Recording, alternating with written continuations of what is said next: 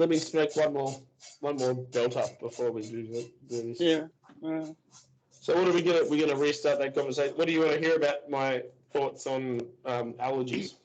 Yeah, because you're on fire right now. I love it.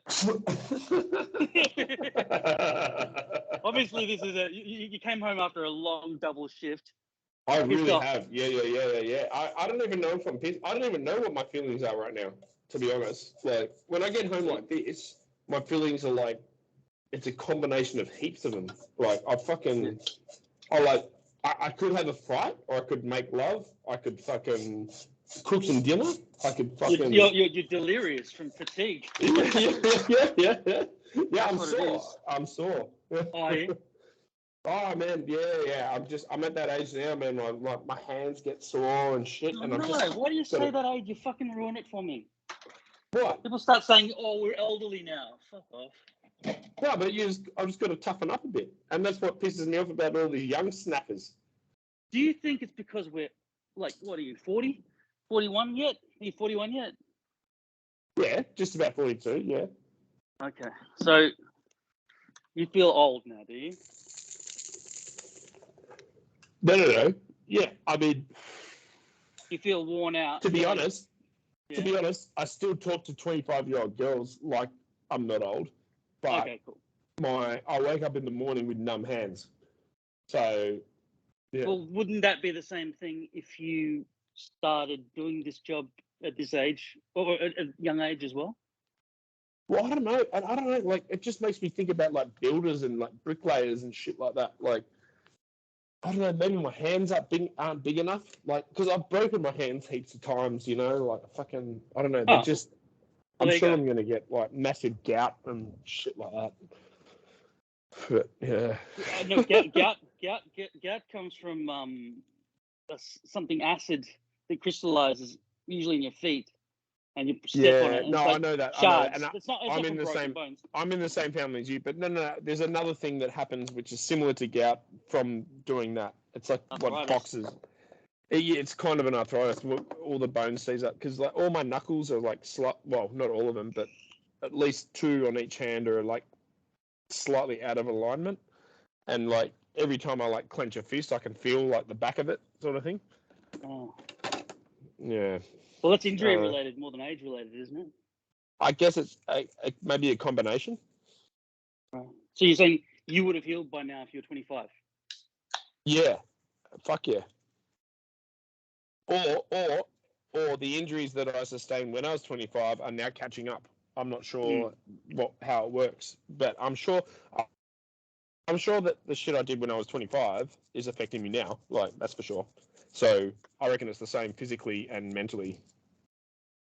All right. Are you ready to tell me about allergies in the chef world?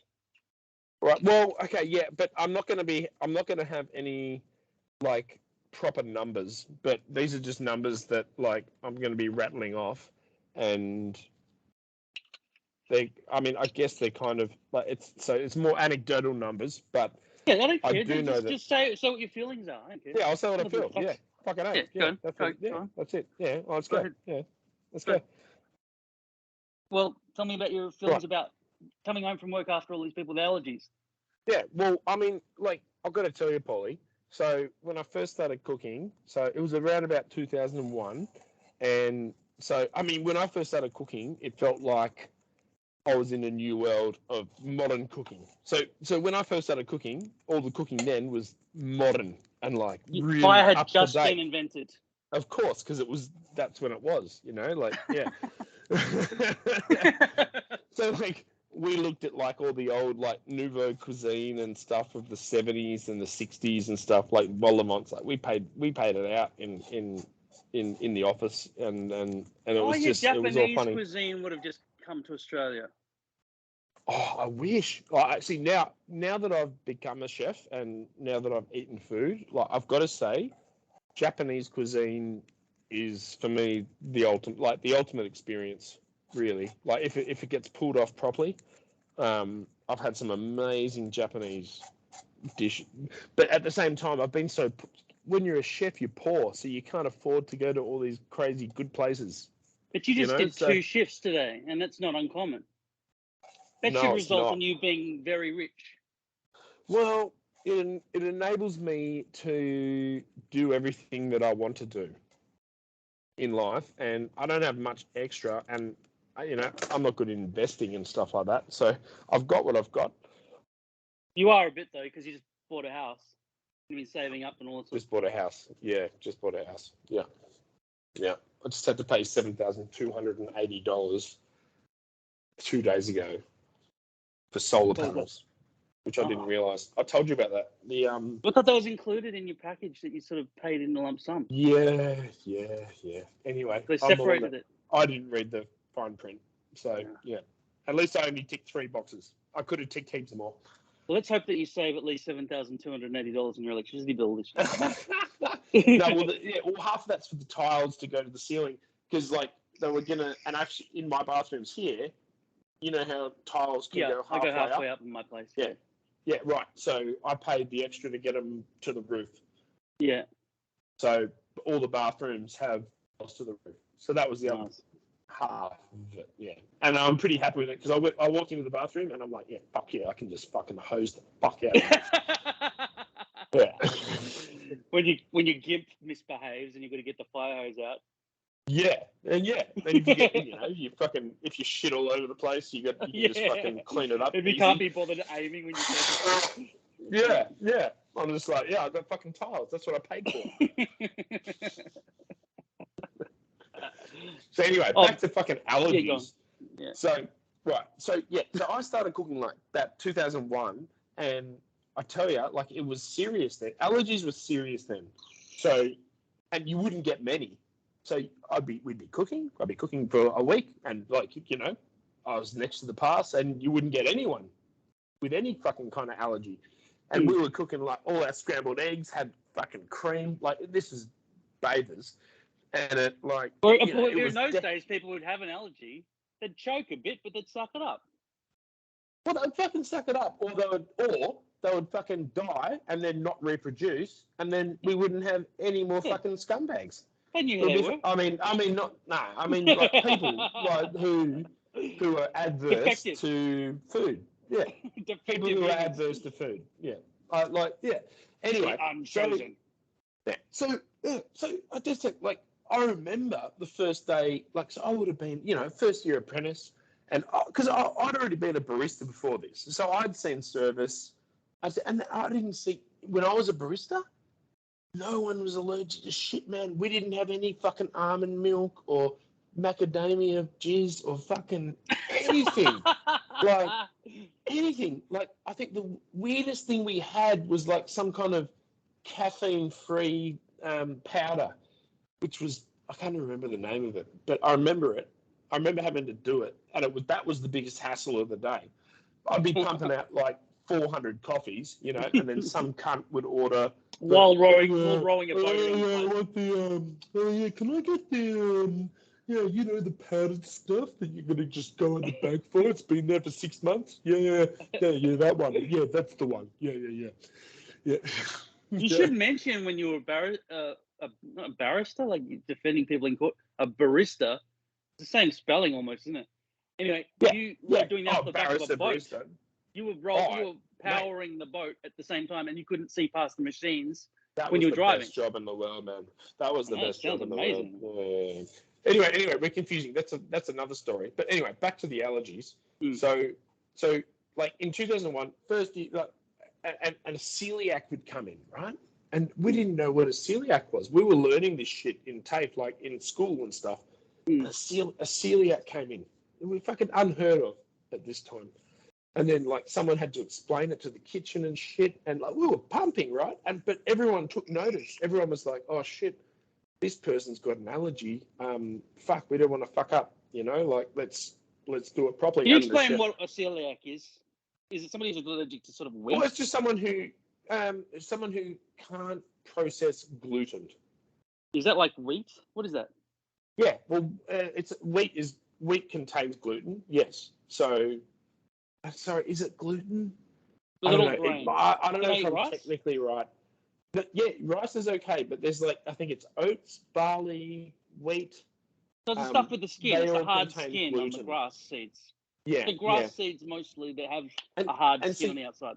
See, gluten is a bit of a dark horse, right? So when you're making a pizza, for example, or a bread, you need to knead the dough to create the gluten, right? So you're creating gluten; it's not growing in nature. No, so there's two chemicals that are in the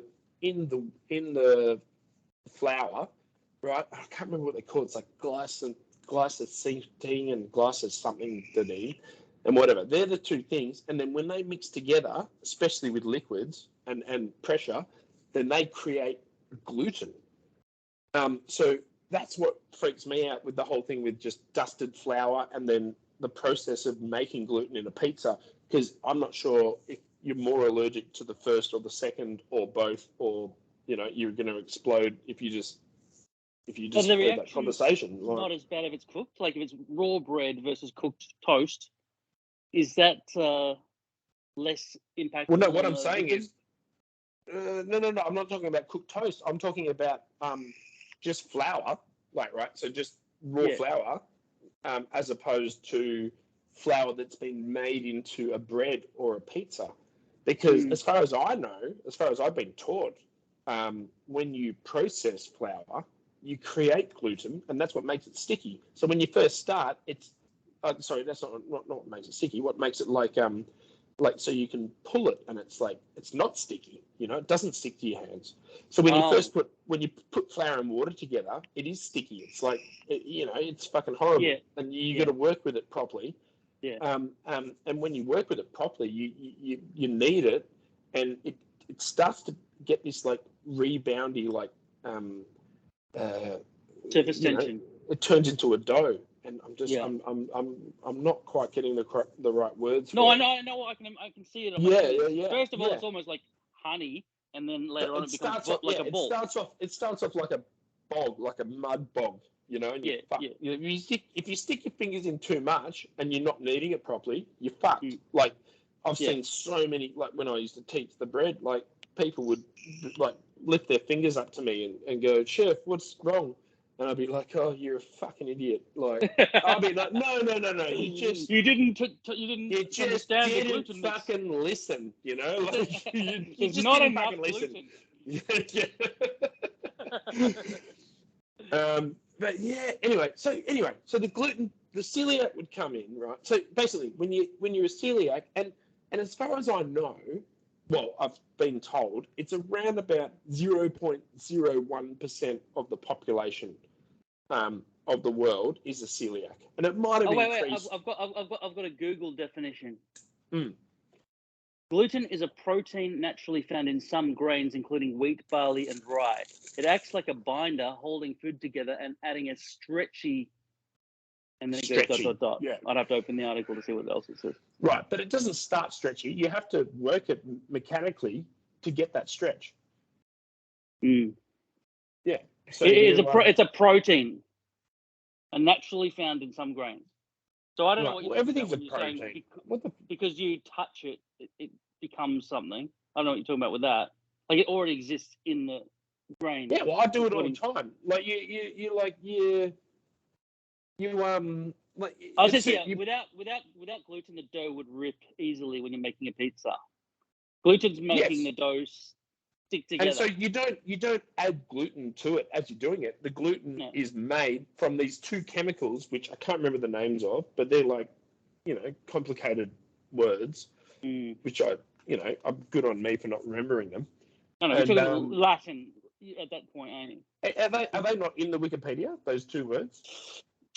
It is a long. Oh wait. All it says is it's sticky. Analogy to one or more of the proteins: albumin, gluten, gliadin, globulin, found in wheat, diagnosed with positive immunoglobulin E blood test with a food challenge. Compare this with celiac disease, which is a single intolerance to gluten. That sounds like a disease. I don't know. Sorry. You say immuno? No, it's something like it's glutinous maximus, glutinous minimus. It's glutinous maximus, glutinous minimus. That's what it is, right? Okay, and then you get glutinous maximus and glutinous minimus, and you fucking mix them together, and it becomes stretchy glutinous. Mm-hmm. That's it. Nobody's gonna look it up and question it.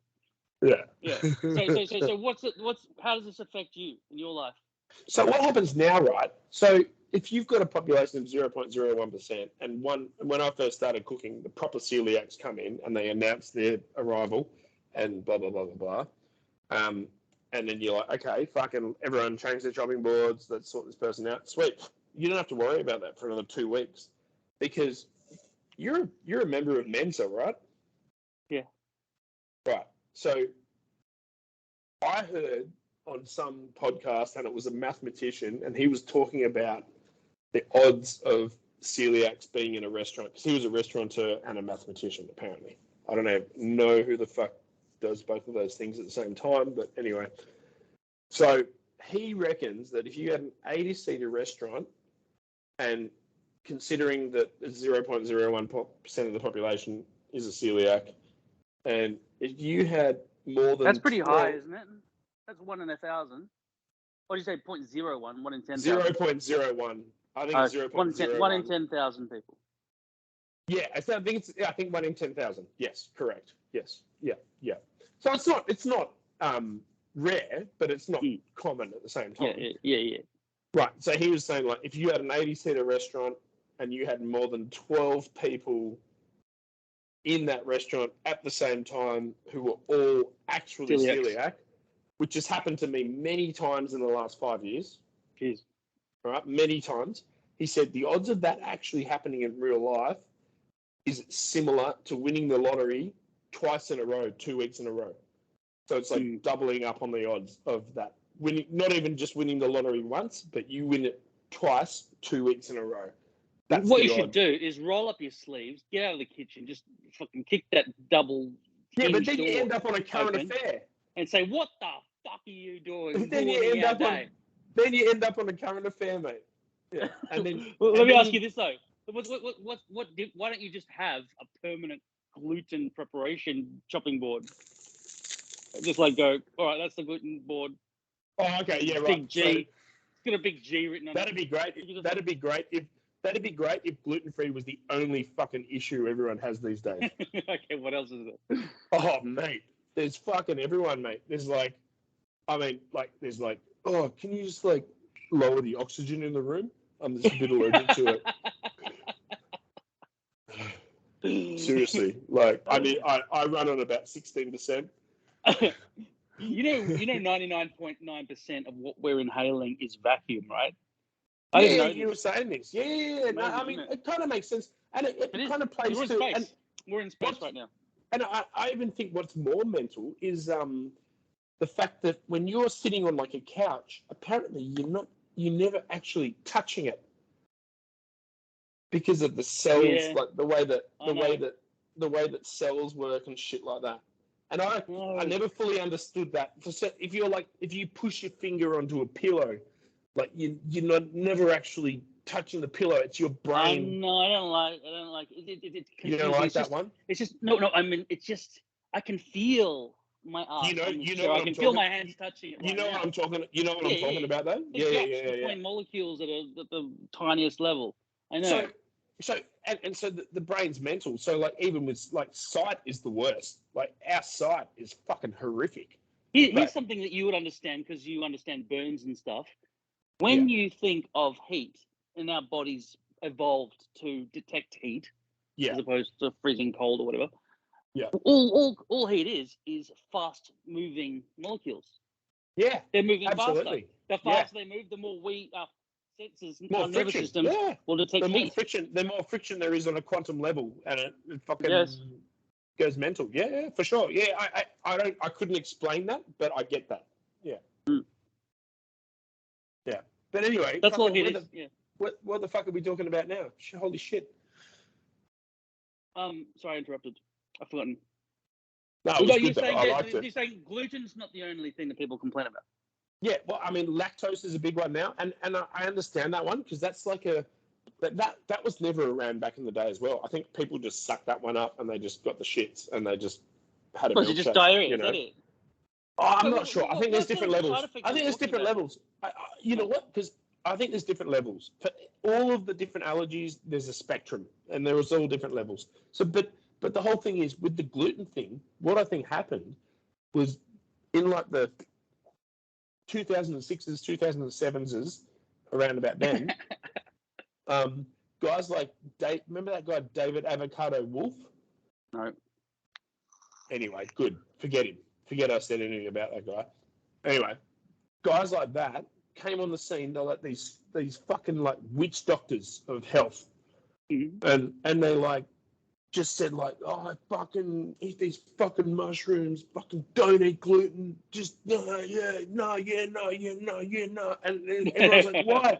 It was like, why, dear God, dear King, and he's like, yeah, shut up, just because I said so, all right. And like this happened, you know. Was he on TV? What was going on? Oh, he was on the tubes, and yeah, you know what? Google him, Google him, but don't give him any like hits or money. Nah, you see he's a celebrity in your chef world. I don't think it's normal, is it? No, he's not. No, not in my chef world at all. Actually, he was a hero in the spiritual world. I cottoned onto him through listening to things like Skeptic's Guide to the Universe, and they called him out. They were like calling him out, like back in the day. Like let's ask this question. In the history of humans deciding what we should eat, whether it be a witchetty grub or whatever else, right? If we eat certain types of things rather than other things, we'll live longer and be more awake and healthier and all that sort of stuff, right? There are better foods for us than I don't think so. Foods. I don't think so. Like if you had to live off like a carnivore diet and water, you'd die of scurvy. No, but that's the whole thing. No. But yeah, of course. But that's the whole thing. Humans are omnivores, and we require we have certain amino acids that make certain proteins, but there's certain ones we don't get, right? And we can you can be a vegetarian. That's tried and tested. Yeah, okay. Well, look, do you need a banana to have potassium or something? I don't know. Yeah, it does. Yeah. Okay. Do I need potassium? Isn't that a type of metal? Why do I need to eat all this metal? It's actually, I'm pretty sure potassium is actually radioactive. Okay. All right. So why do I need this to be to have my pubes glowing in the dark or whatever? What are the metals and things we need? Because me and you and I, we are born of the cosmos. Yeah, I know, but that's what we fucking are. You're a tardigrade. Look at have a little sleep on an asteroid for a few years. Yeah, wake up on another planet and start just munching down on some acid. What's the chemical breakdown of a tardigrade? It's probably similar to us, but just in fucking different fucking amounts. You know, like it's the same shit. We're all made of the same shit. I don't think the tardigrade would be like, this apple doesn't have enough fucking carbon in it. Imagine being a human tardigrade. That could be a good comic as well. Oh yeah, instead of the fly, remember what's his name?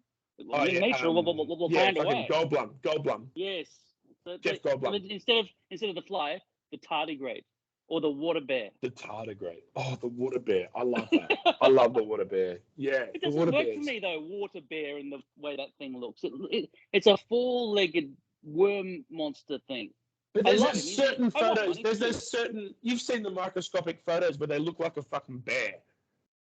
I've seen them. They're like pink. They're like pink in color, and they've got the four fucking legs and the little head, and they're like a little fucking bear. Well, you mean like a teddy bear, not an actual raw bear. Not like a koala bear. Yeah, like a fucking tardigrade bear. Like a tardigrade bear. Tardigrade bear. Okay, a teddy bear. They can be their own bear. A teddy bear. So it's not a teddy bear. It's a teddy bear. Okay, cool. Teddy bear. Little teddy bear. I reckon just add water and it grows like half a centimeter. You could have like a teaspoon and you could have like 1 million of them and just have them all just sitting there. And just add milk and just eat it. And you become immune to everything and you're able to just like freeze. That's how Tardy Man exists. Tardy Man. Tardy also means like on time, right? Get things done in a timely manner. Yeah, but when he's desiccated, he's got all the time in the world, so he can be as tardy as he wants. Well, he could be. He can just freeze himself in, Antarctica or something, wait for it to thaw out until civilization moves down there as the last place for humans to survive after the zombie apocalypse. And it's like, he'll wake up and go, No, I reckon Tidy Man lives on a rogue planet, so he can Tidy Man himself for like, when he's in the middle of the galaxies, he can just get all tardy, and then like he can just approach a galaxy. And I don't know, he can fart in a general direction. I reckon maybe accidents are happening all around him and chaos, but he doesn't notice. He's just reaching down to pick up how about Tardy Baby? Remember that Bugs Bunny show?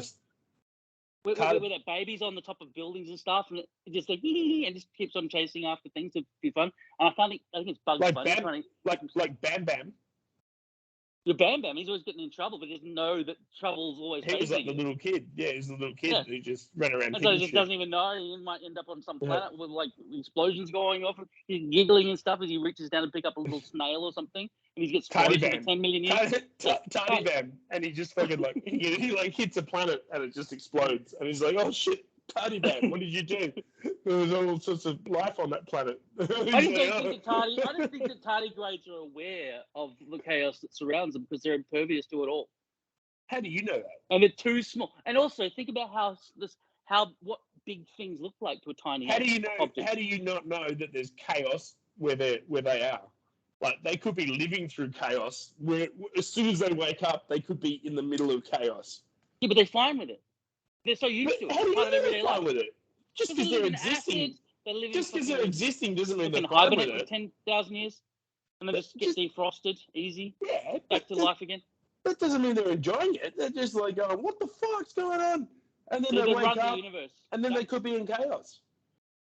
Level of acceptance is what we should all strive for in the human world because they are our gods. Be real strong. They accidentally created the universe. That's what's happened. All right, say a tardigrade was the size of a monkey. Would it live on the land or the water? I think it just float around like a bit of fairy floss. Just land on things and just like... Do you reckon it would float or do you reckon it would swim? Like, would it be like a polar bear? Like, would it be like a mini polar bear? Sort of like an inflatable beach ball mini pink concert. Mini pink, like a flamingo crossed with a polar bear sort of thing. Like just... Yeah, it could be. Pinky, white, maybe a couple of... it could be flamingo-like because the pink, it likes all the chemicals and shit. Like, so, flamingos, they sit in the acid and shit. They love it. Really? Yeah. Flamingos flock to these, like, areas of water that, like, are, like, inhospitable. Like, there's fucking... Is that why their eyes are all pink? I'm pretty sure the reason they're pink is from... nature, not from their genetics. Okay, it's not like they just go to swimming pools with too much chlorine and have I think it's worse than chlorine. I think it's just like chlorine, or maybe worse. Like it's like I'm pretty sure they love bathing in chemicals. Don't they love sitting beside a hippopotamus or a crocodile so that they can? No, but the hippopotamus and the crocodile, they would suffocate. Like if they ran into the flamingo arena where the flamingos were hanging out. They would like suffocate, and then the flamingos they wouldn't eat them. They would wait for them to just desiccate and just turn into mulch from the acid in the water, and then they would, I don't know, eat it then. Here's a quick little problem. It seems like it's pretty easy to solve, really, if you think about it. But apparently the universe is expanding and increasingly at a faster rate. It's speeding up. Now, from my understanding of the way things happen in a bathtub or whatever, right, we must be in a black hole and star stuff from the parent universe is just getting sucked in more and more as our black hole grows bigger and is devouring the universe around it. The acceleration. So that's what must be happening. No. How else is it accelerating? Why is it going faster? It freaks me out too. It's as if, like, so the description I've sort of gather, like in layman's term, is like, so from the Big Bang, there was an initial explosion, and they're not talking, like they're not necessarily saying it's from like a pin drop of energy. They don't know, whatever. Like there was some kind of energy expansion at a certain point in time, 13.8 billion years ago. And from that point, there was a certain speed. And from that point in time, so for 13.8 billion times, that has been expanding exponentially faster up until us now here talking now, and then it's still doing that. Like, but it's accelerating. That's the funny. No, it's like a logarithmic thing. I think it's accelerating faster. Okay. Like the acceleration even gets faster. Yeah. So it's like a bursting bubble. Is that a bursting bubble or what? Bubbles don't get faster; they just pop. All right, how about this? But if you slowed it down to like, if the lifetime of a bubble that lasted like half a second was actually like that half a second. Yeah, that was. If you slowed that, 10 trillion. Years. If you slowed that lifetime down to 13.8 billion years, 100 trillion or whatever it's going to live till. All right, how about this? We are from a parent universe. There's a black hole. We are inside. Well, we weren't originally because it was too squished in. Everything was compressed inside the black hole. It's, with a black hole, if you look at it like a bowling ball on a trampoline, when we talk about gravity, the displacement of space being curved and stuff, right? It's because instead of just a two-dimensional trampoline surface, it's a three-dimensional surface in this, let's say,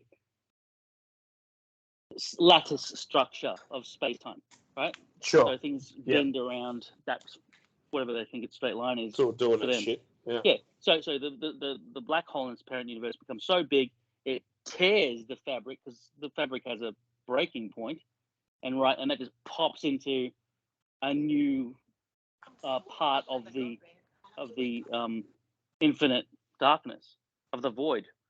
So we're now like a tumor sticking out the side of the main universe, and that's just sucking in more and more stuff. Like the universe, our universe, what we consider the universe, is a black hole, and there is actually, if there's an exit where everything's getting sucked into, right? And if we go out through that hole, we'll be in the main parent universe again, and that will get us closer to seeing what reality looks like outside of this prison of this black hole we're in. Yeah, I love it. I love all the possibility. It's fucking incredible. And if we had a map of the universe, there is an X marks the spot where we could just fly out in a spaceship and exit this black hole. Well, the whole thing is like, because distance is the problem, like everything's so far away, and like we've just got these, it is when you're tiny. No, but like, that's the whole thing, like, because surely it's got to be about, like, if we're going to be like starfarers, like we've got to be bending space time and shit, like. Yeah, but there's also amazingly quantum entanglement where you've got the antimatter particle on the other side of the universe. But doesn't that stuff like pretty much transcend physics that we know, like in terms of macro physics, I guess? Like because we don't really our evolution to perceive things, like we were talking about, we feel heat when things are moving fast. We don't feel speed. We don't feel speed with our fingertips when we put them into boiling hot water. We feel heat. Yeah, that's weird. That's right. That's incorrect. But that's our brain's interpretation. That's our brain's interpretation. That's why I'm saying So our brain is just going, duh, it's heat, and it's not really heat, is it? It's fucking. It's like it's trillions of fast moving molecules. So brain, you're fucking wrong. It's not heat. It's fast moving molecules. Same as sight. Like, that's right. Our sight is like upside down. It's a frequency at the speed. It's another speed thing. And then apparently, like things like, okay, imagine like you're playing baseball or cricket, right? And the guy, like, so you're playing baseball, and the guy throws the ball at you. Yeah. Your actual eyesight does not have the capacity to interpret that ball coming at you at that speed. It requires your brain to fucking interfere with your sight and go, fuck, it's coming this way. Get it. Mm. You know what I mean? Like, so your brain is in charge. Like, so your sight is fucked. Like, it's upside down. Like, our retinas are upside down. Yeah, that's right. Everything. Your brain is interpreting everything upside down from birth. Like, when you come out of the womb. So we're used to it. It's fine. And like, and you know how you got one eye's like straight vision, one eye's like Curvy what do you vision. call it? Well, no. What do you call it? Like side vision sort of thing. One eye's Peripheral. straight and one eye's peripheral. Yeah, one eye's straight, one eye's peripheral. Whatever. But say you get one eye cut out, right, and you lose it, then like over a couple of years, that other eye learns to interpret both of those things. If it can know what the brain. original size through your of brain it's supposed to be. Yeah, through your brain. The tennis balls are always the same size, right? But if you had some wacky, oversized tennis ball, right, and you were 10 meters away and say, catch like this. a soccer ball. Soccer ball, but it was tennis ball size soccer ball. It looked like a tennis ball. Yeah, I've seen them. Imagine you play a trick on somebody who's got one eye. Here, catch. Right? He reaches out his little hand and just catches the tennis ball. It's a fucking soccer ball size ball. It would depend on how long he had the one eye for. Because I guarantee you, the brain would reinterpret everything for that person with that one eye over time, especially if they trained with it. Like if they played ping pong, if they fucking played ping pong with one-eyed ping pong man, like I didn't whatever. know there was such a thing. There could be some dude with a patch and he's fucking awesome at it. Yeah, of course there would be. Like, but what I'm saying is, if I was a pirate and I had fucking a patch over one eye, I'd be like, you know what? I'm gonna get my minions to do the sword fighting from now on, because I can't gauge how far back I have to swing my neck. No, but dude, you know what the patch was for? What, for smuggling drugs? No, the patch was for going below deck, so you wouldn't have you'd have night vision. Really? Yeah, fuck yeah. You're bullshitting. That is not. I shit you not. It's so you fucking get on the ship, you fucking swing your fucking ass on the ship, and then you're in the Caribbean. It's fucking 40 degrees. The fucking sun's up. You have to fucking slay a few fucking cunts, and then you got to go below deck. And guess what? You got a patch on, so you fucking pull it off and you put it on the other eye, and then you got your fucking night vision. See, it just swings over. You just fucking swap it, and then you got night vision. Yeah, nice. I don't think that's true. Fucking true as, man. Seriously. Why would you? Of course. How long does it take to make yourself used to the darkness? It's like 5 minutes, isn't it? You know what? It'd depend on probably lots of different things, but it would take a fair bit to get it properly done. I would say about half an hour. If I was the human race, I would spend less time investing in inventing eye patches to get your iris dilated. I would spend less time on that technology and more inventing light bulbs, because light is useful. Imagine the entire human race spent thousands of years perfecting the eye patch. When you're a pirate and you fucking the other shit, man, all the light bulbs are blown out, man. You're just blowing out the whole cannons. And who's going to walk down there with fucking fire in their hand, filled with gunpowder and shit? And you've probably only got one leg, so you got one leg. At least you want to have a good eye. Parrot squawking in your ear. Yeah, you want to have a good eye. Fucking hell.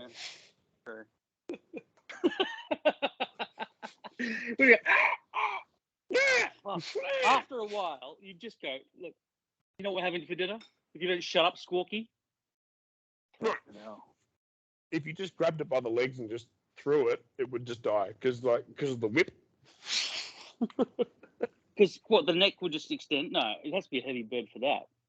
No, if you grabbed it by the leg and if you just threw it on the ground, not even from the hitting the ground, the whip it would, I think, be just very sad. I don't think it'd be like, why did you do that? I love you. Why? Right? No, but it'd be like in a fit of rage. Oh yeah, of course. But it always knew there was a possibility of that because it could see when you were getting in one of your moods. And then the worst thing is he'll never be able to get a bird the same. It's over for the rest of his life. He'll never get the same kind of bird. So no, Squawky was one of a kind. There was no replacing Squawky. Yeah, and it's different from killing a baby because babies are useless, right? Obviously, you can throw a baby at the floor pretty hard, and that would they bounce a bit, right? But it'd probably be easier than killing a bird, to be honest. They've done that in history. Like people have soldiers, they just get into a frenzy, and just killing is what they do, right? They grab a baby by the legs and smack it against a brick wall. Well, that baby's not gonna. Don't give a fuck. Yeah. That's desensitization. I mean, from my perspective, that's one small step away from being a butcher, who you were saying deserved all respect for doing good deeds for society. But I think the vegans are right. All hail vegas. Yeah, I mean, look, I think to an extent as well. Like, I agree with the fact that like certain meat protein production in the world is excessive in like its carbon outputs. So I reckon we should, but I still think humans should eat meat. You think we should? You would recommend it if we weren't meat eaters? You would say, let's start killing animals to eat meat. I think we can relax on it. If there's like some kind of really good alternative, I guess that's really matching. I don't know. It just because I've got a true belief that eating meat was like part of what created like humans rather than the apes. You know, like. But apes often eat meat anyway. And fire, like fire and eating that, like that whole process and thousands of years of that. I think it would be a pretty interesting movie to see the realization of how fire can be obtained. Oh man, yeah, absolutely. Like it would start with lightning, wouldn't it? Surely, where else is fire going to come? Oh, absolutely. Volcano. No, it'd be lightning. Yeah. It'd be like lightning storms and fire. And how often did the Earth open up in the people old would be days scared and of it? Lava come out of it? Was it just like a common thing? Was the world just all lava? Like lava in the last 200,000 years when humans have been around? Oh, I think the world was settled down by then. Oh yeah, I think the last 200,000 years is pretty much the same as now. Like did Aborigines have fire? Yeah, fuck yeah, they did. They actually they wielded fire, so they used to burn places. So they were nomads, and they used to go to places and use up what they wanted, but with respect. Like I'm pretty sure they were all pretty good with that. And then they would burn the place, and they would come back the next season because it would with respect. You said you burn the place down. All right, see, I've finished with this now. Burn it. I reckon I'm pretty sure Aboriginal culture back then was really respectful to the land and to the earth. Do you really think there was this general one culture throughout all these different tribes of humans? No. On this massive continent? No. They were totally separated. I reckon there was heaps of fighting. Yeah, not only fighting, but also there'd be no two tribes on. Like, imagine somebody, an Aborigine in Perth and another one in, say, Cape York Peninsula. What would they have in common? They would fight. They might have even walked that far. Who knows? 4,000 k's. It's not undoable. Yeah. No, they would. What I'm saying is, I reckon they all respected the land and the earth, but they didn't respect each other. One thing you would do is look for water. That's the most important thing. I was told that Aborigines lived in the desert, but why the fuck would any human choose the desert unless you're there was heaps of different ones. There was heaps of different ones. The reason that Manly was called Manly was apparently when the Europeans came, all the Aboriginals that were in Manly were manly-looking dudes. They were just bigger. They were bigger dudes, and so they called the place Manly. Yeah. I don't know if it's true or not, but yeah, it's funny. That's what I heard. Yeah. And what does Bondi mean? Like the crushing wave or something? I'm not sure actually. It's something to do with the ocean. Yeah. But yeah, I don't know, man. It's all fire. Crazy I shit. mean, fire is pretty intelligent. Like, if I was left as a baby or a child and just old enough to forage and eat and shit or whatever else you need to do, find water and drink it. After you lose your parents, you're alone as a monkey in the wild. Obviously, things want to eat you. You've got to defend yourself a bit. Yeah, but we're not one of the smallest animals. It's not like spiders can just grab us or snakes can just grab us. Like, they'll run away from us because they'll think we're dangerous and big, even though we're sort of fragile from snakes. And you'd learn to live with them. No, I'm sure they would have learned to live with them. Of course. No, I mean, would you reckon you could invent fire on your own in nature? No. You wouldn't. It wouldn't even occur to you. There's no way way you would imagine some cartoon orange thing No way. That's going to make things change their state. I don't even. You know what? I've done it before, like with the stick and stuff. But if you put me in like on the spot in like the bush somewhere, whatever, and said, yeah, go get some sticks and make a fire. Well, I reckon I would be fucking pretty nervous, and I reckon, you know, you got to find the right wood. You got to do that. But imagine accidentally inventing fire. You'd have to have Down syndrome or something, and be a cave. I don't think. No, the thing about it, if you're rocking back and forward with a piece of wood and another piece of wood, and accidentally creating smoke and then spark and then flame, like how the fuck you must be retarded. No. Like to be just rocking back and forward like that with a piece of wood on another piece of wood. Who else does that? There's no reason to do that. No, it's done with intent. The first person would have worked out that friction creates heat. Yeah. But you'd expect those people to die out without passing on information. It's not like, oh, just read the book. It's like, what book? We don't have writing. Here we are. I know, but like I reckon even if people independently discovered fire throughout history over the past 200,000 years, like maybe about 30, let's say 30 or 40 people in the history of humanity discovered fire, right? It's not common. You're not walking down through the forest and go, boom, there's some lightning, you just hit a tree, and now it's on fire again. Oh, it happens every day. It's near, unless you know what you're doing, you can't just start a fire. Have you ever seen a fire spontaneously happen? Like from lightning? I've never seen it in real life. No. Yeah, no. And I'm not just talking about Aborigines. I'm talking about worldwide. But at the same time, like I've lived in a house my whole life. At the same time. Yeah, I know, but you've still seen trees and lightning. I mean, yeah, but you know what I mean. Like, you live in a house your whole life, then the chances are you're probably not going to see lightning start a fire. Okay, so you're saying if you went through I've seen the aftermath of lightning. I've seen the aftermath of lightning. I've seen trees. I've seen trees that have been hit and shit like that. Yeah, but like not on fire.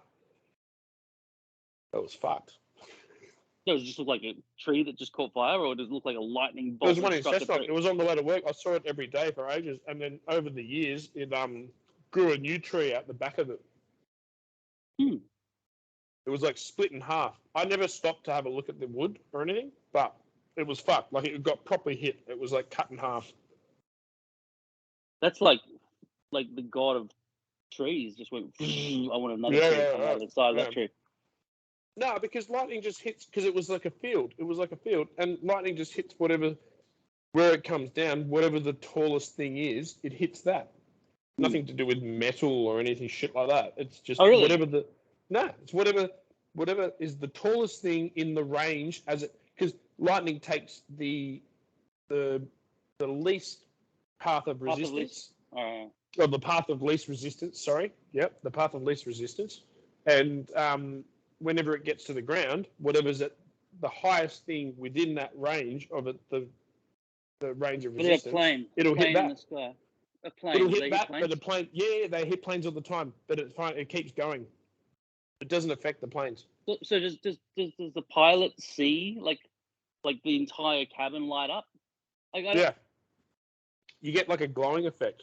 Apparently, I'm pretty sure I was in one when I was younger, and I don't know whether I actually remember it or whether it's like something I've sort of read about after. But I've been in a plane when it was hit by lightning. But I just don't rest your elbow on the metallic window sill. Well, I think because you're not grounded, because the plane's not grounded, it doesn't affect it. All right. So apparently it's fine. Yeah. Right. But so when it gets to the ground, like Superman, when it gets to the ground, it hits the highest thing. Okay. Within its range. Like if you're flying a kite, it should hit that. Well, I mean, yeah, but so the kite's going to be attached to something, I guess. So yeah, it would just hit that, but it might go through the kite and keep going to the ground. Who's that dude who did the kite experiments? Oh. Yeah. Thomas Edison, Benjamin. It was Franklin, Edison? One of those? Yeah, I think it was Edison. Yeah, one of those two. Yeah. But wasn't Edison the one that sort of challenged Tesla? Tesla, yeah. Well, apparently, I don't know. From what I've heard a bit, like Edison was a bit of a fraud. Like he was a bit of a copycat. Yeah, that's what I heard as well. But I've heard also he was still very skillful and who knows? Good at of course, he must have science. been. Yeah. But obviously, Tesla was obviously the man. Like Well, I mean, There's no doubting that. He was the underdog because he lost and went insane and died with no money.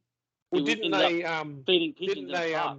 They were offered a joint Nobel Peace Prize, and Tesla declined, or maybe they both declined, or one of them declined. Yeah.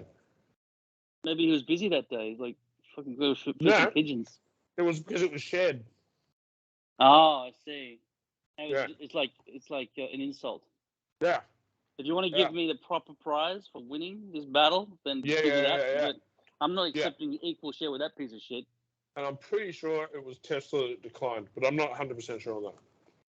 So wasn't he the one who invented alternating current, which is what we use in households every day?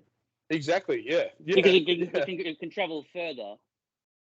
And in Edison's one, direct current, you'd need a pole, a recharger every 10 meters or something. Yeah, and there'd be more forest fires.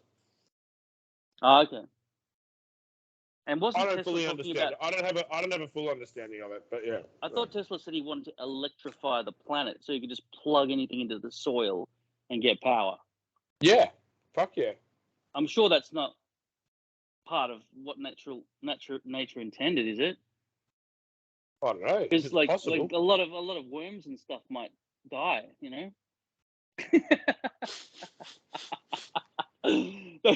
Well, they call it the cost of doing business. Yeah. One of the interesting things about electricity is the electric current flows on the outside of the wire. I used to think metal had to be touching, but you look at toothbrush recharges and electric razor blades you put in the bathroom. It's all covered in water, and there's no metal on metal anymore. It's just the current travels through the plastic. Yeah, it's some kind of like induction coil or something. I don't know. Yeah, but I know what you mean. Passing through, and it passes through the road. A car, a big piece of metal on top of the spot where the lights change, is like some induction coil circuit that is closed by a car or something, or a bike sideways if it's not big enough for just a bicycle, to change the traffic lights. Yeah. It's this is all going on around us. Like, I feel like people are keeping secrets from me. Yeah. Why isn't the guy who planted the fucking induction coil under the traffic lights coming in and saying, by the way, I just wanted to let you know, I put an induction coil under there, so if you drive over with some metal, it's going to close the circuit. I'll be like, wow, how are you doing that? Oh, just science. Anyway, I got to go now. Yeah, just science. Away! Yeah. And he flies off. Anything. He's telling me shit. Being kept secret, and magic is happening all around me. And I ask people what's going on. They go, oh, it's because the weight of the car. I'm like, that's not what it is. There's no fucking depression in the road. I think the problem is there's only like a tiny percentage of people that actually know what's going on, and then everyone not in seriousness, not in a bad way, not like in an evil way, but just in a genuine way, because you know how a sausage is made, literally. Yeah, you've made sausages.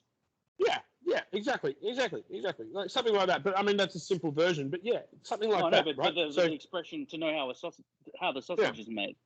Yeah, and then there'd be like the guys who really know what's going on in that sort of circumstance. But there'd be heaps of workers that do stuff, but they don't know what their job's achieving. You know, like they don't know what They just know they have to jackhammer open the road at this point to make some slight adjustment to something that was put there 1,000 years ago. They got to just do that. Bit. Yeah, just do that. Yeah, just do that. So the original people who designed the cities, those people are long gone, and nobody knows how to rebuild. Fuck whatever it is.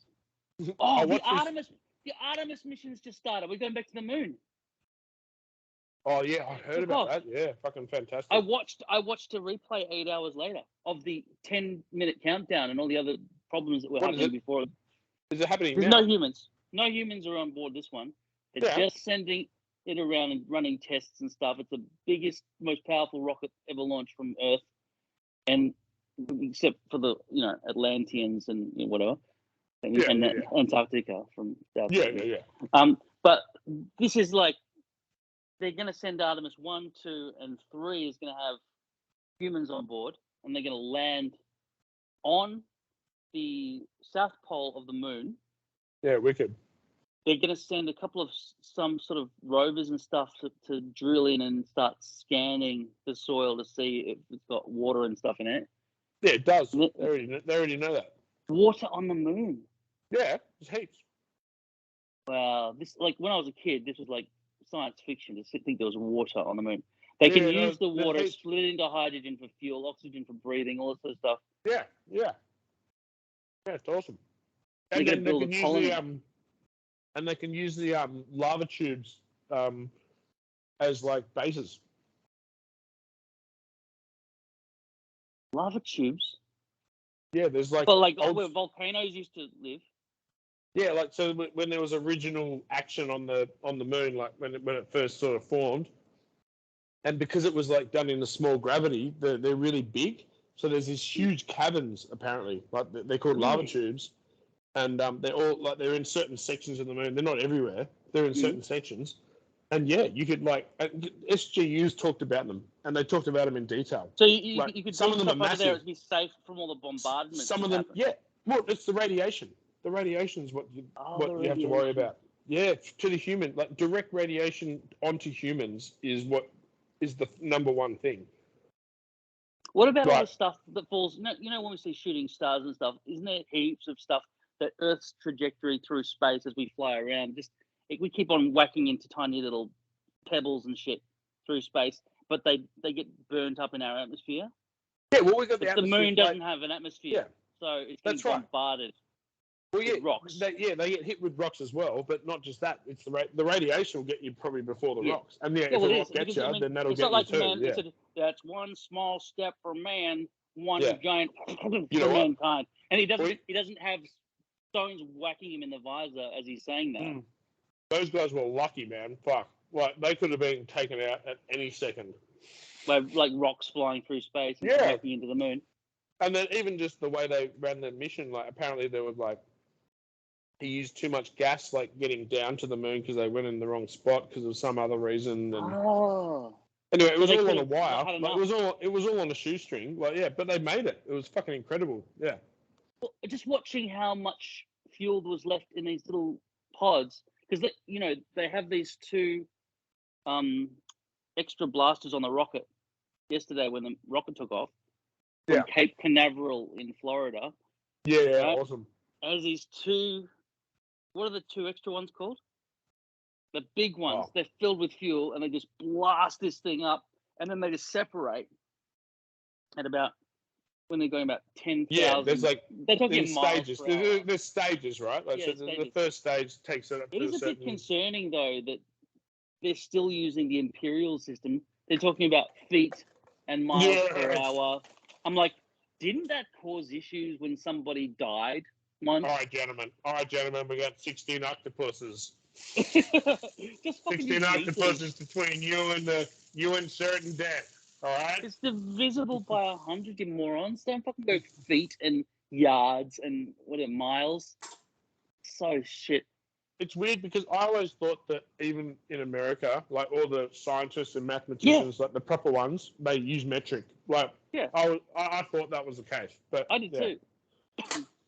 Yeah, they might be, but then they put it on television and they've got to translate it. You know what? I don't know. You know what? I reckon that's it. You know what? I reckon they're like, but all the guys doing it would be smart enough to probably just know the difference in their head. You know, like they're fucking doing calculations. So So they're probably just like they're doing it on metric, and then it'll be like the work sign thing. It'll be like, all right, all right, TV's on. And then it's like flip to Imperial. And everyone's like, 15 kilometers. I mean, like 18. Because this was the collaboration with the European Space Agency. There's nobody in Europe using fucking imperial measurements from the 1800s anymore. It must be for TV. Yeah. Yeah, there's no way. It's idiotic to think that even choose. There's no way they would be using imperial in the. It's no way. I didn't get a proper handle on what it was, but when I was saying, and they've now reached 10,000 miles per hour, like it's like I'm thinking that's like 16,000 kilometers per hour, right? He didn't say, Think about how fast it is. And then I started doing calculations trying to divide by 60 by 60 to get the meters per second, all that sort of stuff. I'm like, geez, how fast is that thing traveling? Oh, how many so kilometers fast. is that traveling? Does it end up being like 5 or 6 kilometers in a second? Yeah, it's so fast. 5 kilometers. Yeah. 5 kilometers. 5 kilometers. Yeah. 5 kilometers. Yeah. Fucking hell. You serious? Yeah. Yeah. Fucking insane. Incredible, eh? What was it? Wasn't that thing? Escape velocity is like 11,000 kilometers an hour. Remember that fucking rock that? Remember that interstellar rock that come in like with the fucking Maori name, Orphaniriu or whatever? No. The one that was in like the looked like a big cigar shaped thing. No. Maybe about 5 years ago. Come on. It came into the solar system. It was like one of the first identified interstellar objects ever. No. You don't fucking remember? Don't know. No. All right, I'm gonna have to look it up. Oh, here it is. The escape velocity of Earth is 11.19 kilometers per second. Yeah, and then it gets substantially bigger. 11 kilometers per second. 11 kilometers per second. Kilometers, yeah. I was going 5 kilometers. 5 kilometers. Yeah, that's 11 kilometers. Yeah. It's 11, but obviously a second is longer than what I was just doing. A second's really one. But that's 11 kilometers. Two, yeah. One. Seconds are so fucking slow. But then each thing gets worse. But then each thing gets worse. Like to get out of the solar system is like triple that, and then to get out of the galaxy is like 10 times that. Luckily, though, the escape velocity for the moon is only 2.4 kilometers per second. Just a fart. Yeah, you could throw a rock that far. Like if you could fart. If you squatted and farted, you'd probably get a bit of lift. Think about this. How fast do you think you could throw a ball in meters per second? I don't know. Oh, sorry. I was thinking meters per second, not kilometers per second. Yeah. If you wanted to escape the moon, if you were standing on the moon and you wanted to throw a rock out to infinity, to the sun, if you want to go, all right, I'm going to aim for the sun. See that star over there? Watch this. And you throw it, and it goes, yeah, that's probably going to hit now. Like 2.4 kilometers per second. You have to throw it 2,400 meters per second. I don't think you'd do that. You have to have a strong arm. No. But just think about thrust. Rockets are so cool. Yeah. I think what happens is you start off slow, but it's pushing and pushing and pushing on something that's already traveling fast. And then it's bush. Yeah, and then when you leave the atmosphere, there's no air to press against anymore. But I think that doesn't matter because if you use thrust in a vacuum, it's fine. Because for every action, there's an equal and opposite reaction. Yeah. I've seen enough, sci-fi movies to know that if you're in space, you've got a fire hydrant, you've got a fire extinguisher. You just go, you steer yourself around. Yeah. Or even a machine gun. Yeah. Just shoot in the opposite direction you want to go. Or you could throw your shoe. Throw a shoe, that's true.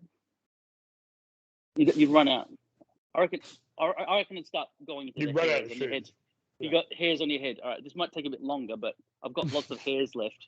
I just have to go fingernail, put a tooth, pull the tooth out. What do you got left? Check your pockets for coins. They should give them some ballast. What is it called? Okay, here's a question for you.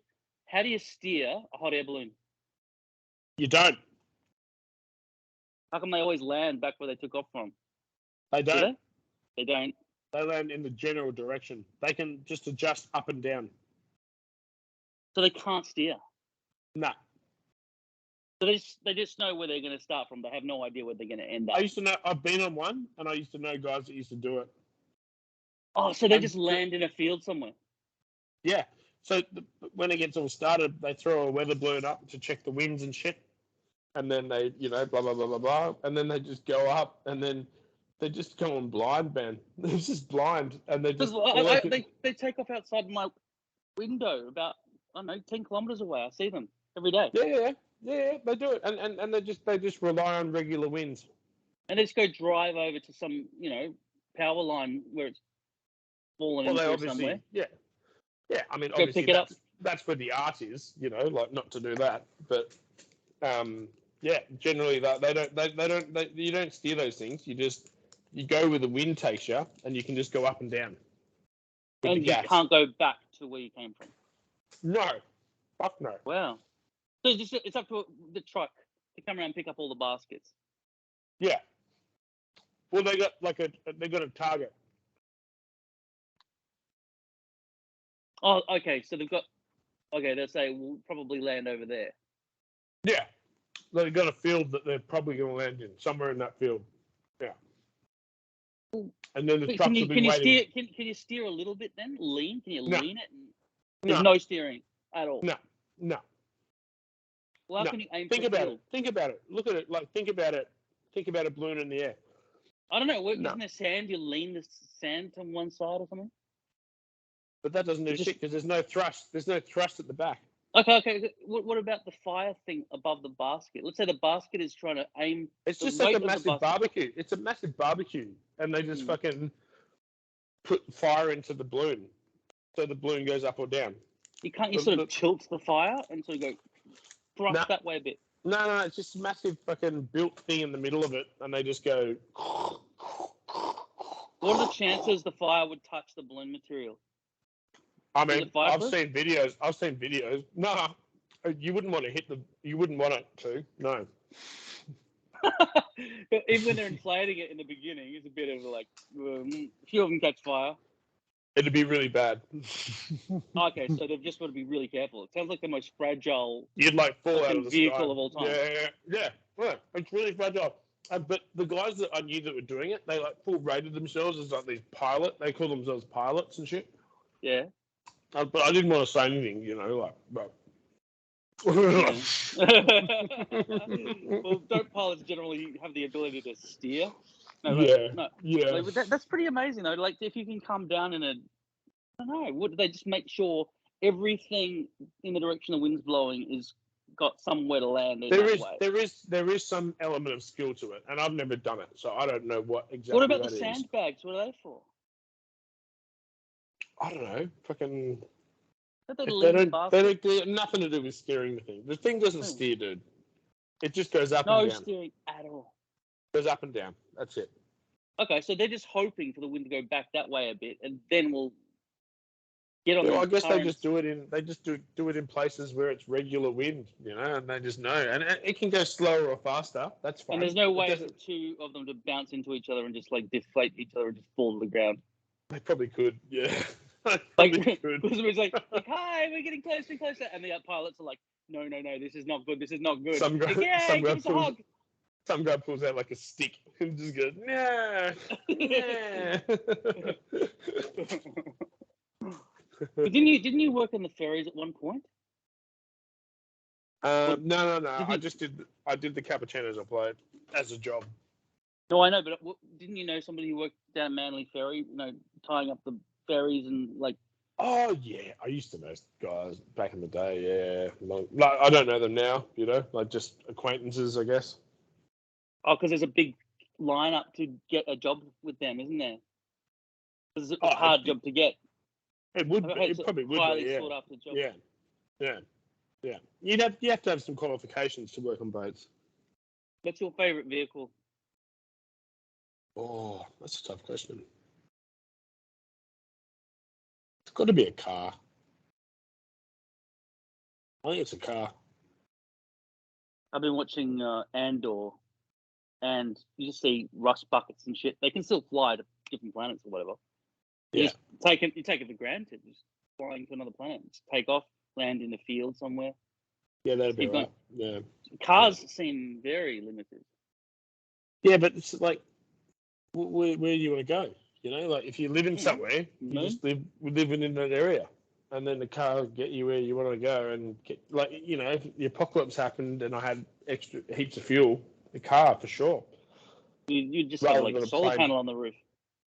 Yeah. You're gonna get the broom, get the zombies off the roof. Yeah. Well, the shotgun. Yeah, but how many shots did you get? What's your favorite weapon? Shotgun is my favorite weapon.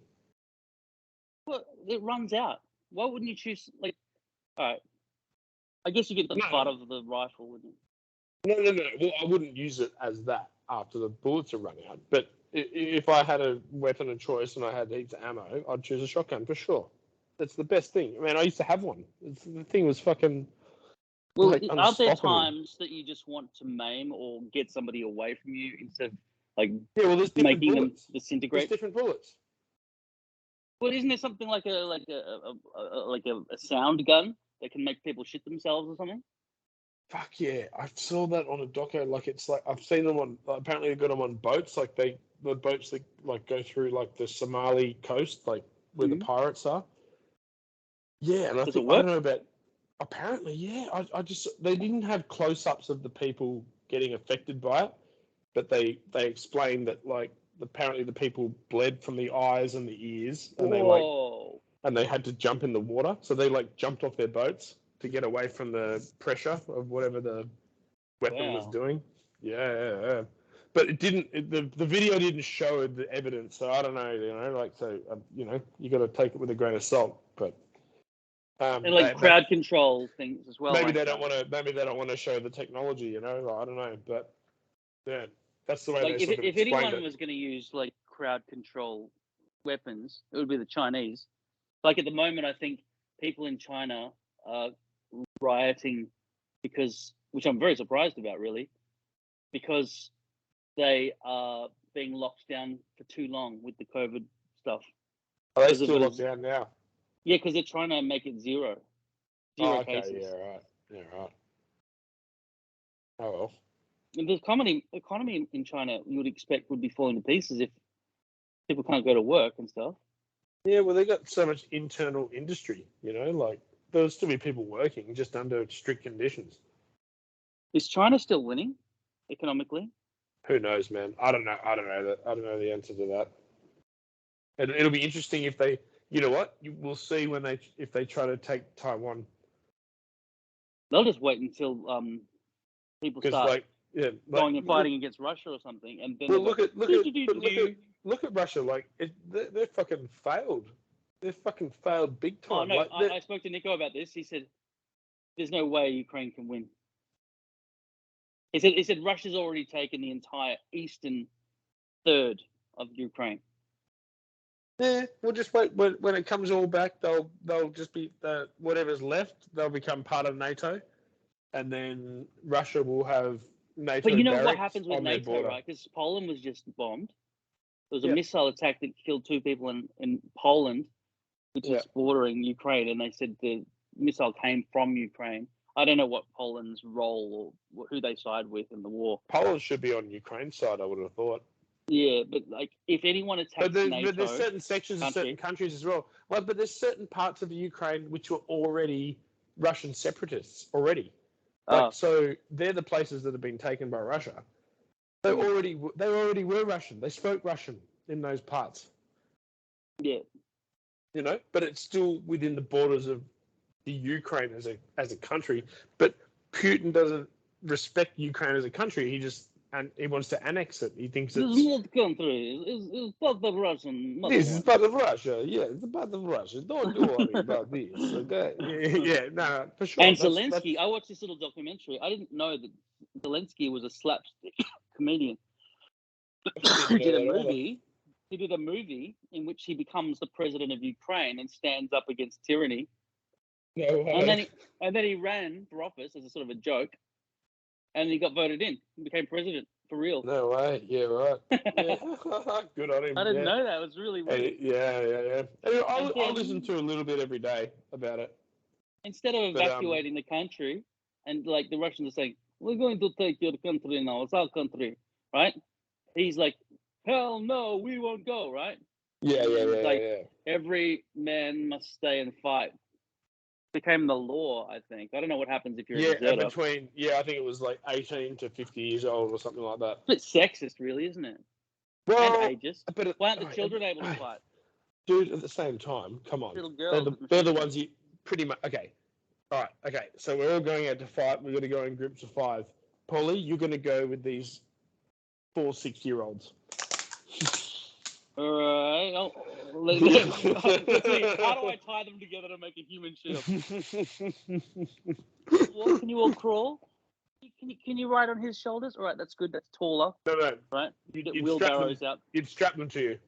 Yeah, and just walk. You know how they actually let little monkeys, they can hold onto your leg when you walk. one on each leg. But when they get shot, you become this when they giant get shot, human shield. when they get shot, they'd let go, so you'd need to strap them to you. Yeah, it's like reload, and then the other one that's on your shoulders climbs around into your forearm, so you can continue shielding your face. One's a helmet. Yeah. Like, yeah, their little frail bodies wouldn't absorb enough bullets, I think, or a shell from a tank. Yeah. Anyway, it's pretty fucked up shit. Like a meat shield, not useful. Yeah, but like Ukrainians are obviously getting heaps of help from the West, like lots of different countries. Weapons I and shit. heard that Russians haven't even sent in a proper army yet. Yeah, but I mean, come on, it's like almost a year. You know, like a long time, isn't it? It's a long time if they haven't sent in the proper army. But the thing is, they've got amazing weapons, like big, crazy weapons. But like they're holding off. They're definitely holding off. I know. Yeah, they've got if more they bombs use and those, missiles. yeah, but if they use those weapons, then that'll America has to step in, like to stop it. Like they have to. They'll have no choice. What happens if America fights Russia? America will beat the shit out of them. But Russia in its dying breath will go red button. Yeah, well, yeah. I mean, because we know that nuclear bombs are not just science fiction, are they? They're real. And they're bigger and badder than what they were when we've seen them. Much bigger. Yeah, and lots more of them. Yeah. No, for sure. And everybody who opposed Russia, and the thing is, you just need a madman to just give the order. Yeah. And the second in command says, "You're right. It is in the world now. Let's press all buttons. Boom, boom, boom, boom, boom." Do you remember that Malaysian Airlines? One got lost, missing. And then the second one got shot down. Oh, I didn't know the second. Yeah, so there was one like not long after it got shot down. It was actually from the Ukraine, from Russian separatists in, I think it was the Donbass region. Don't know what that means. Oh, so that's an area of like where the Russians have taken over, but they had bases there, and apparently that it was Russian separatists that shot down the Malaysian Airlines plane. It was just like a passenger airplane going from somewhere to somewhere. Well, why did they shoot it down? Just for practice? Oh, there was the reason was never given, like it was just like, what the fuck? Go, we're trying on commercial aircraft. Yeah. Press button now. Aim this way. Look, just a little left. See how good the aiming does by itself. Yeah. Like, who knows how it happened, but it happened. And everyone died. Everyone on the plane died. Yeah. So this guy, Vladimir Putin, and the other guy's called, I think, Vladimir Zelensky, the president of Ukraine. Yeah. Both Vladimirs. I think Putin, every election, accidentally gets voted back in because everyone else accidentally dies or goes missing. Everyone dies, yeah. All the exactly, yeah. They all get a bit sick. Yeah. A bit of cancer here and a bit of a little bit of polonium.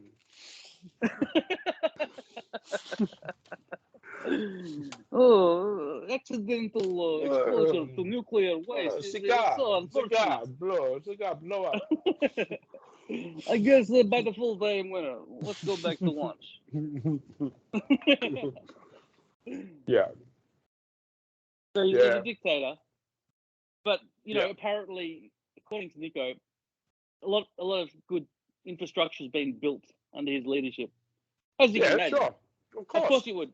A dictatorship is the perfect way to build a country nicely, isn't it? Yeah, There's no opposition. And he's got heaps of slaves and shit. Like he's got heaps of prisoners. I commandeered your business now. You make earplugs for these people. Yeah. He's got prisons of people that are like cutting stone and shit for him every day. That's like Andor. You should see that TV series, Star Wars Andor. Yeah, I haven't seen it yet. You told me about that. Yeah. Andor.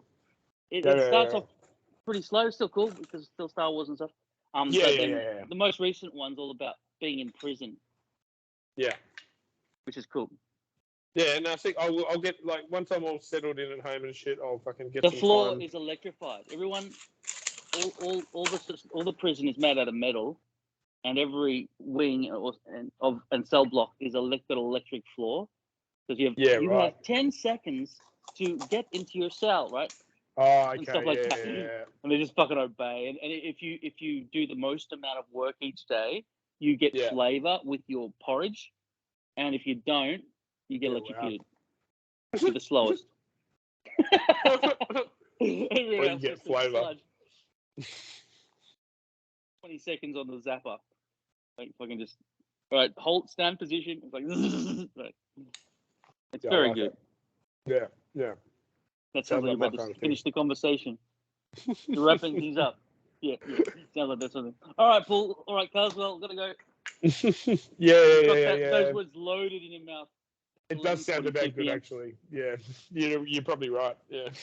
All right, so that's 1 hour 21 minutes of recording. That was pretty good. Yeah. All right, nice. So what do you want to call that episode? Oh, what was the first thing we spoke about?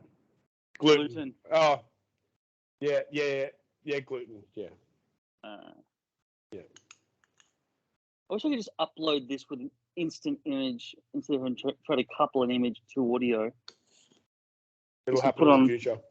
Well, I mean, if it was an audio, like SoundCloud type thing, instead of YouTube. Yeah. All right. I'll try to get this into my computer. Actually, this is saved into Skype, which means I might have it already saving. Oh, no, it wouldn't. Would it? Yeah, it might save be. onto my computer as well? Am I not recording this into my phone? I don't know if it'll save like that. All right. I'm gonna stop recording. So say goodbye, everybody. Bye, everybody. Bye. Bye.